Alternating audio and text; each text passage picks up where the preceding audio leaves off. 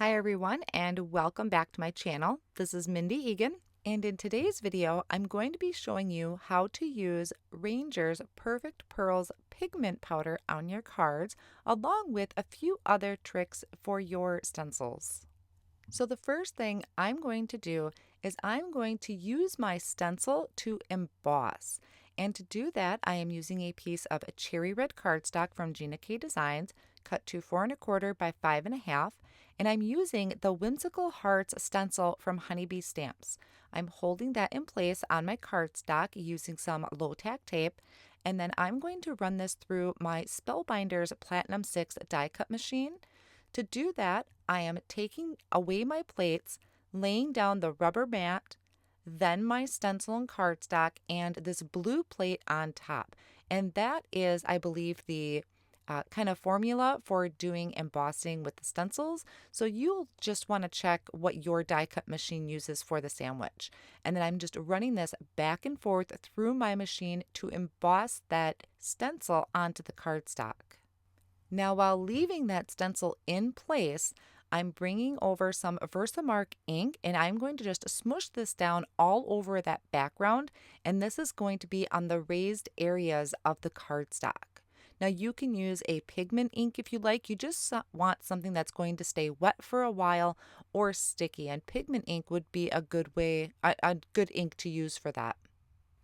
Then I'm just going to carefully remove that stencil, and I have a piece of scratch paper here that is just going to catch my extra powder. Now this is the Perfect Pearls. I believe the color is Perfect Pearls, so a white. And I'm taking this brush that usually comes with the Perfect Pearls if you're buying the kit. It has some really soft bristles on it, and I'm just picking up that pigment powder and dabbing that all over my background, and then I'm just going to brush back and forth, wipe off any of the excess of that. Now, this wasn't quite giving me the wow factor that I wanted. It looks really nice, but I was looking for just a little bit more kind of contrast, I guess. So I'm bringing in the Perfect Bronze, and this color really does take over a background. So I did the same thing, just picked up that powder, dabbed it on my background, and then I'm brushing off all of that excess powder. Now, when I'm done brushing off the powder, you could spray a fixative spray on it. I don't have one, but what's really great about the Ranger's pigment powders is it has a binding agent in it. So all I did off screen was spritz kind of some water in the air and just waved my cardstock through it. I didn't want to get it wet. I just wanted to have kind of that mist to help seal that pigment powder in there. Then for a sentiment, I die cut the word Smooch 2 times out of 110-pound white cardstock, and I'm layering that together with the Honeybee Stamps Precision Glue. And I also die cut the word Smooch from some white glitter cardstock and layered that on top. I also have a layer here. The shadow layer is die cut from vellum, so I like having that extra cardstock in there for dimension. I trimmed my panel down to 3 1/2 by 4 3/4, and I'm going to layer 3 more pieces of white 110-pound cardstock behind that is cut to the same layer. This adds dimension behind my panel, and I like doing this versus foam tape. I've said this numerous times because I really like the even coverage that cardstock gives, but you could certainly use foam tape or just attach it directly to a card front. Then I added my panel on top of that, and I had trimmed a piece of white cardstock that measured, it's just a smidge bigger than my panel. It's just like maybe by 1/8 of an inch. And I'm attaching this to a piece of craft cardstock. I've really been liking craft lately as kind of my main background, and that's 4 1/4 by 5 1/2. And then I'm adding on that die cut word Smooch. Now it didn't quite fit going across my card, so I am tilting it at an angle and just adding that with that precision glue. For a sub-sentiment, I'm going to use the Smooch stamp set. It has a lot of great coordinating sentiments on here, very affordable for a small stamp set. And I'm going to pick that up with the door of my Misty and rub my finger over this just to remove any residue from that stamp because I haven't used this sentiment yet.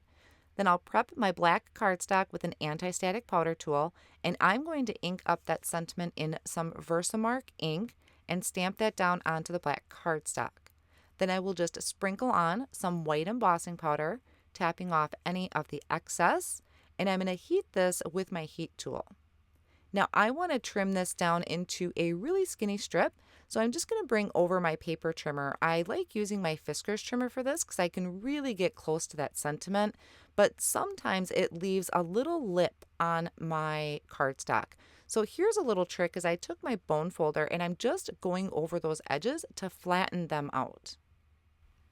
Then I added some black foam squares behind my sentiment, and I'm going to kind of line this up at first with the word smooch to make sure I get the right angle, and then I can just shift it up above the sentiment. That way the angles are all the same.